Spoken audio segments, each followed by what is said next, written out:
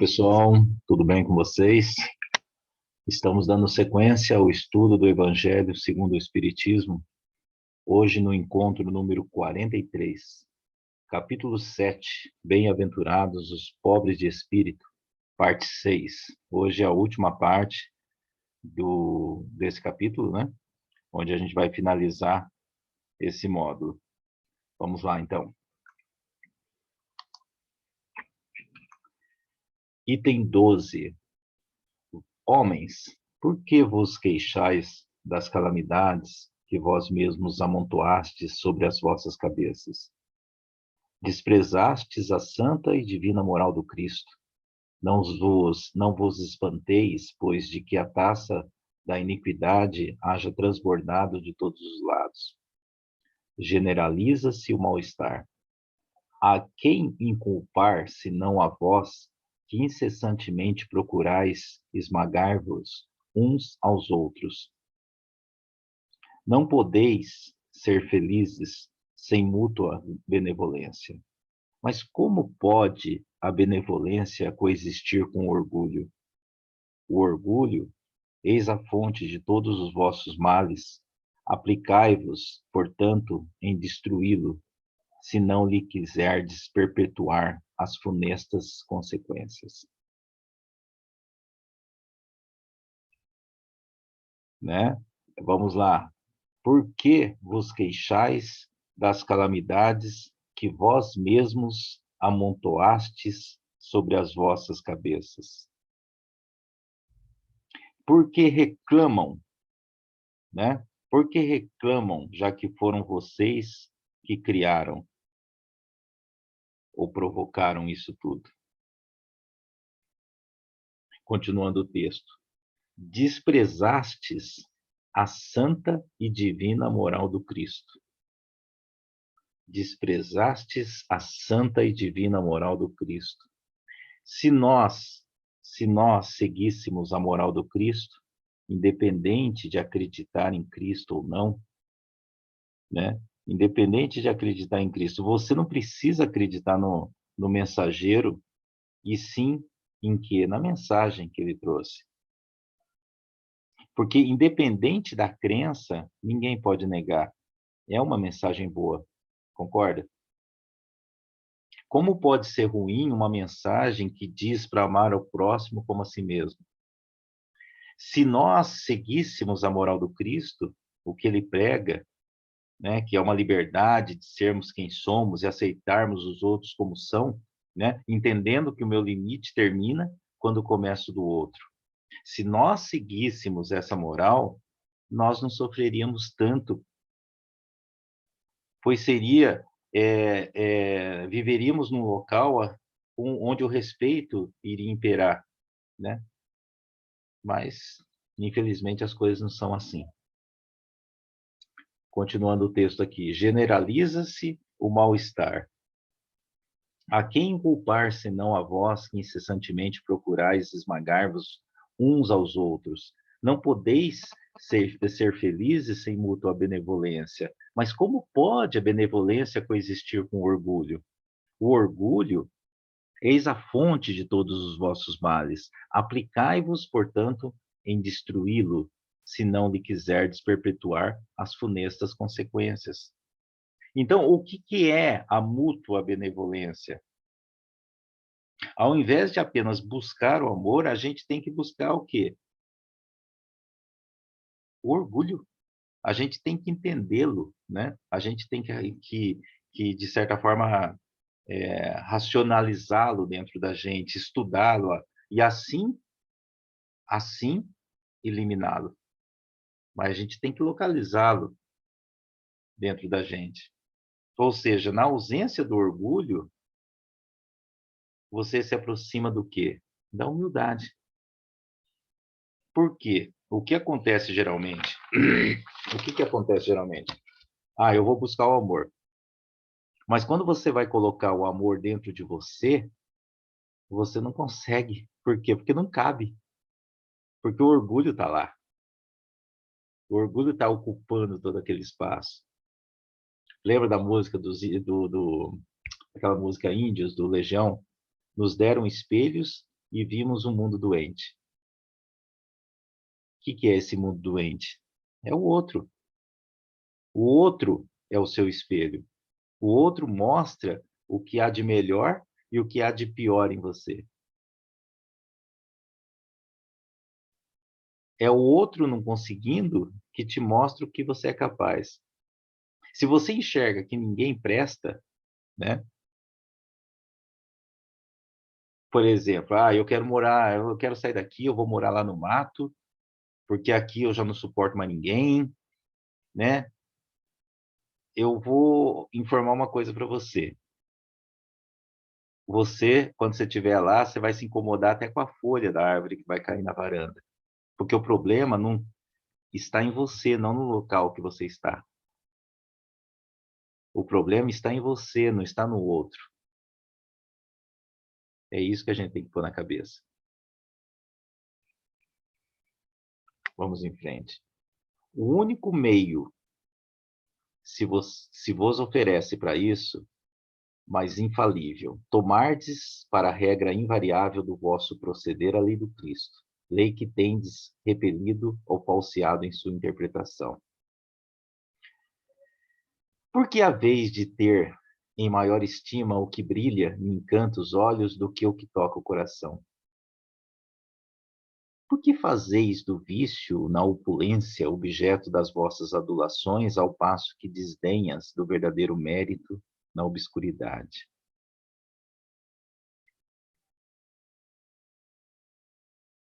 Né? Um único meio se vos oferece para isso, mas infalível, né, para vencer o orgulho. Tomardes para a regra invariável do vosso proceder a lei do Cristo, lei que tendes repelido ou falseado em sua interpretação. Porque haveis de ter em maior estima o que brilha e encanta os olhos do que o que toca o coração? Porque fazeis do vício na opulência objeto das vossas adulações, ao passo que desdenhais do verdadeiro mérito na obscuridade? Nós conhecemos pessoas que buscam poder adquirindo bens, né? O fato de ter 3, 4, 5 carros na garagem dá aquela sensação que ela está num patamar acima de tantas outras pessoas. No entanto, você pode se sentir intimamente realizado saindo de bicicleta na rua, ou a pé, num domingo de manhã, né? Dando bom dia para as pessoas que você encontra. É algo que a gente tem que trabalhar dentro da gente, não é verdade?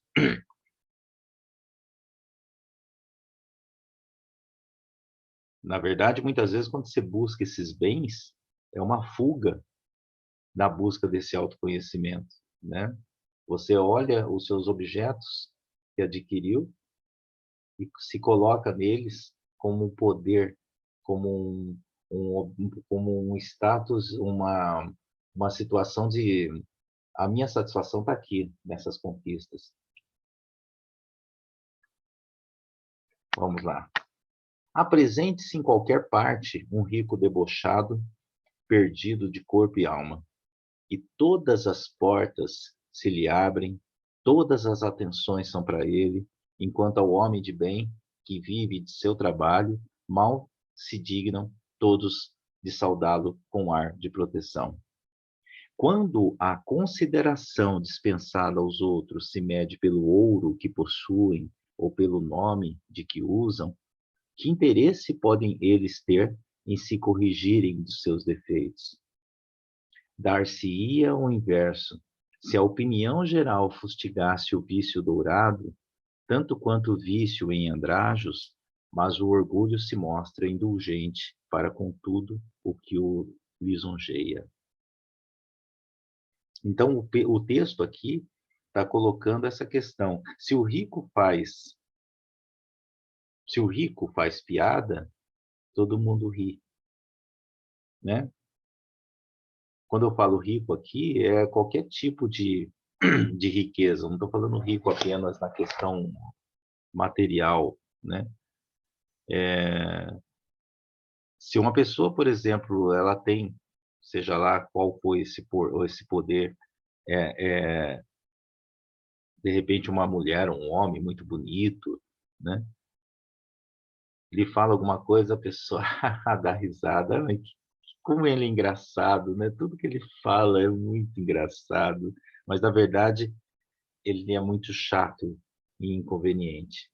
Mas a postura das pessoas diante dele é de plateia, né?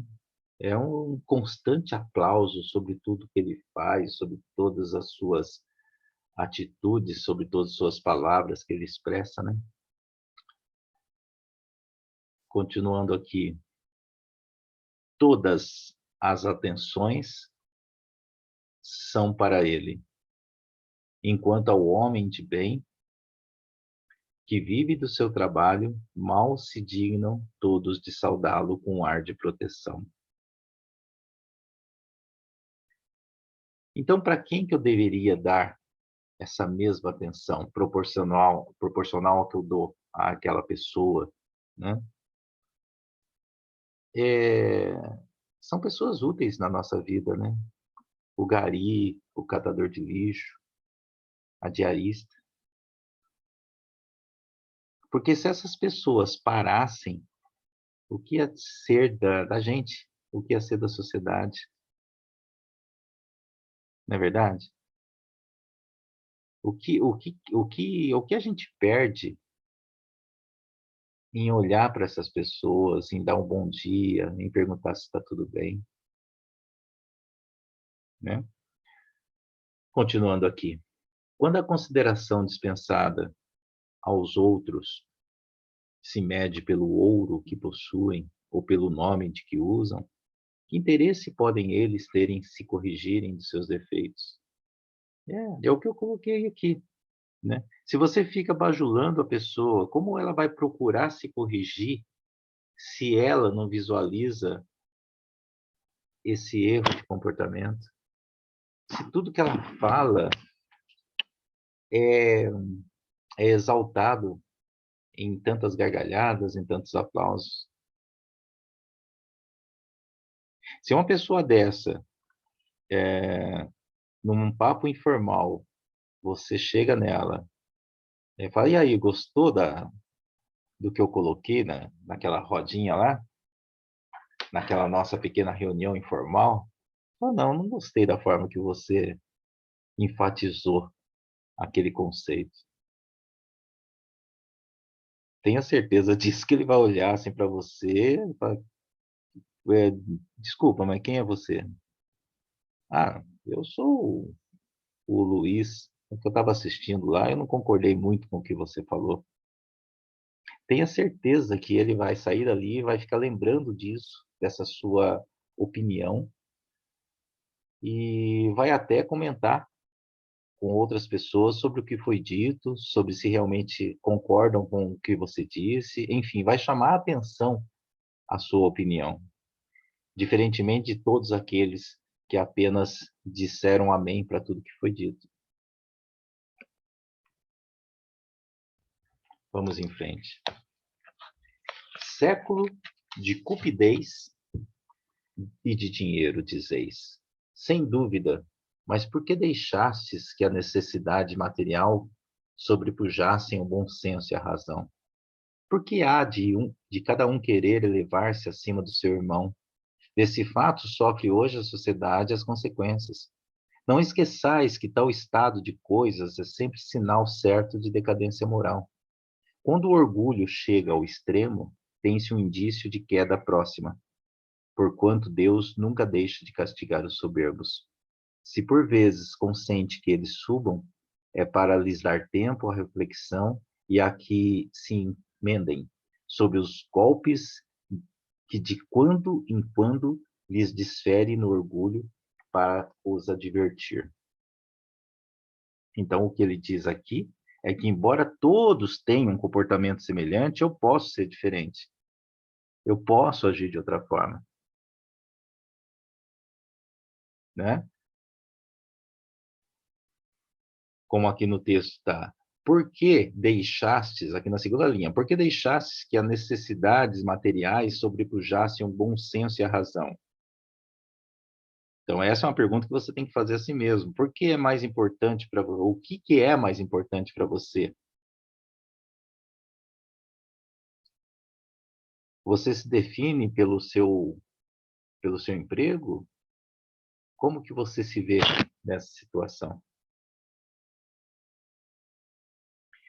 Por que há de cada um querer elevar-se acima do seu irmão? Sabe aquela coisa? Você sabe de quem que eu sou filho?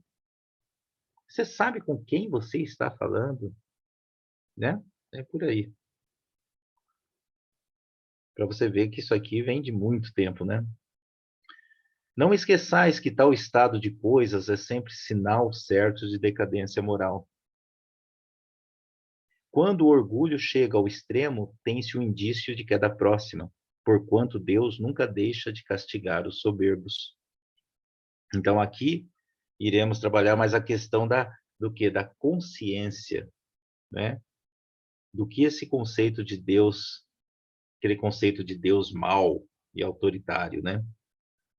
Se por vezes consente que eles subam, é para lhe dar tempo à reflexão e a que se emendem sob os golpes que de quando em quando lhe desfere no orgulho para os advertir, né? É aquela questão, não se perca, estou dando oportunidades para que você veja o outro como irmão. Em frente. Todavia, em lugar de se humilharem, eles se revoltam. Então, cheia a medida, Deus os abate completamente, e tanto mais horrível lhes é a queda, quanto mais alto hajam subido. Pobre raça humana, cujo egoísmo corrompeu todas as sendas, toma novamente a coragem, apesar de tudo. Em sua misericórdia infinita, Deus te envia poderoso remédio para os teus males. Um inesperado socorro à tua miséria. Abre os olhos à luz. Aqui estão as almas dos que já não vivem na terra e que te veem chamar ao cumprimento dos deveres reais. Né? Qual que é esse remédio? Qual que é esse remédio? É todo esse conhecimento aqui, ó, que está sendo passado através do Evangelho, né? Aí, o que que a gente vê aqui? Almas dos que já não vivem na terra e que te veem chamar ao cumprimento dos deveres reais. Ou seja, o que estão trazendo, né? Que estão trazendo psicografias, né? Aqueles almas que já não vivem na terra, eles estão trazendo através de que forma? Das psicografias, né? Relatos em cima daquilo que eles já viveram aqui na terra, né? Quando eles estiveram aqui. Então, são experiências que eles trazem através dessa comunicação, né? Em frente. Eles te dirão com a autoridade da experiência, né? Quanto às vaidades e às grandezas da vossa passageira existência são mesquinhas a par da eternidade. Dir-te-ão que lá o maior é aquele que haja sido o mais humilde entre os pequenos desse mundo, que aquele que mais amou os seus irmãos será também o mais amado no céu, que os poderosos da terra se abusaram da sua autoridade, ver-se-ão reduzidos a obedecer aos seus servos, que finalmente a humildade e a caridade, irmãs que andam sempre de mãos dadas, são os meios mais eficazes de se obter graça diante do Eterno. Adolfo, bispo de Argel, Marmont, 1862. Então, o que ele diz? Ele diz, como a gente já comentou no outro slide, são espíritos que aprenderam aqui com a sua própria experiência, né? Se desiludiram, aprenderam com seus erros, entenderam que no mundo espiritual o maior é aquele que teve a postura humilde diante dos demais, né? Como diz essa parte aqui, ó, que é aquele que mais amou os irmãos será também o mais amado no céu. Então, essa parte que a gente finalizou, a gente vai entrar num outro módulo, que é a missão do homem inteligente na Terra. Item 13. Não vos ensoberbeis do que sabeis, porquanto esse saber tem limite muito estreito no mundo em que habitais. Suponhamos, sejais sumidades em inteligência nesse planeta. Nenhum direito tendes de envaidecer-vos. Nenhum direito tendes de envaidecer-vos. Se Deus, em seus desígnios, vos fez nascer no meio onde pudeste desenvolver a vossa inteligência, é que a utilizeis para o bem de todos.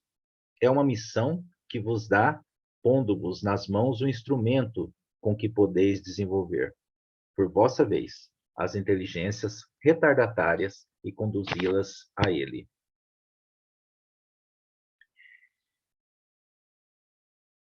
Não vos ensoberbeis do que sabeis, porquanto este saber tem limites muito estreitos no mundo em que habitais. Então, é aqui o que ele coloca: o poder da inteligência. Porque a inteligência é um poder, né? Mas a gente, qualquer um de nós, independente do nível de inteligência, não podemos usar ela como um instrumento para pisar nas pessoas. Devemos utilizá-la como uma ferramenta, né, que pode ser útil para ajudar tanta gente.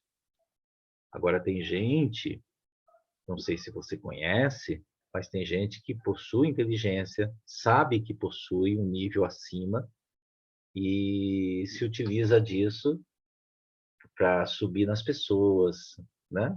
Para pisar nas pessoas, para mostrar que ela não é qualquer uma, né? É aquela história da maturidade espiritual de cada um, né? Vamos em frente. A natureza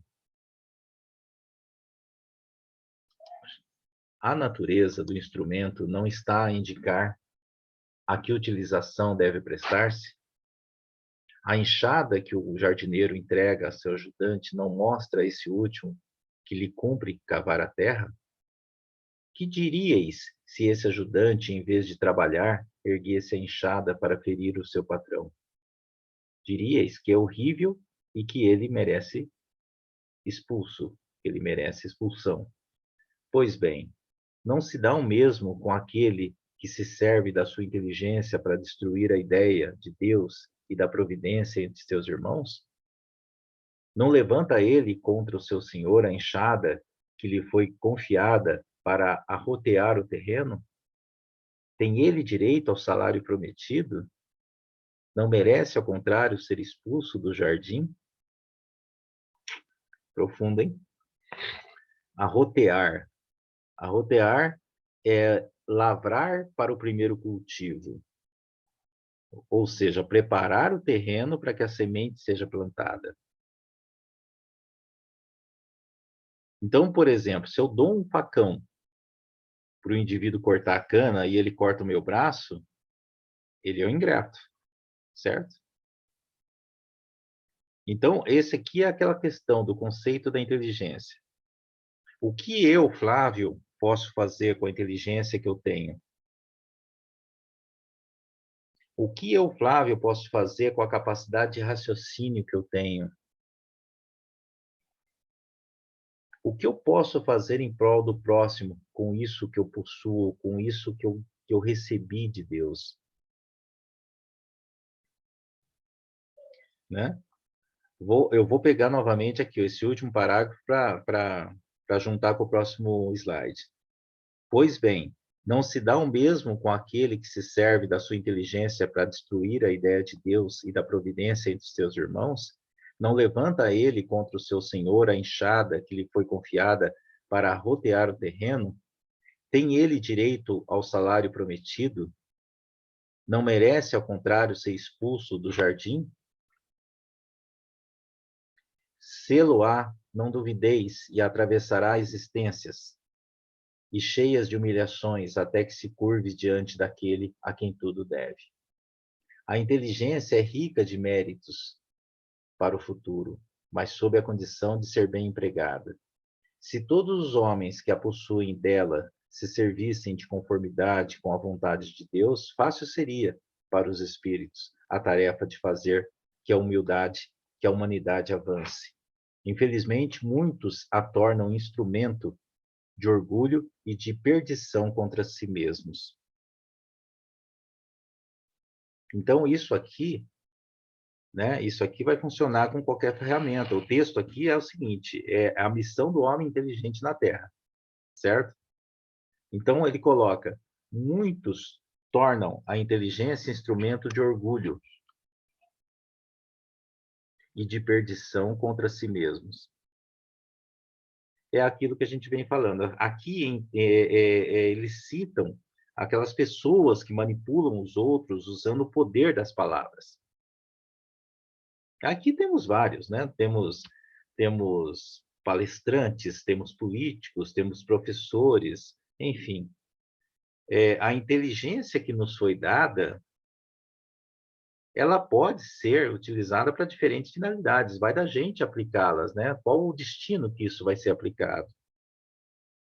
O bom uso dela chama-se sabedoria.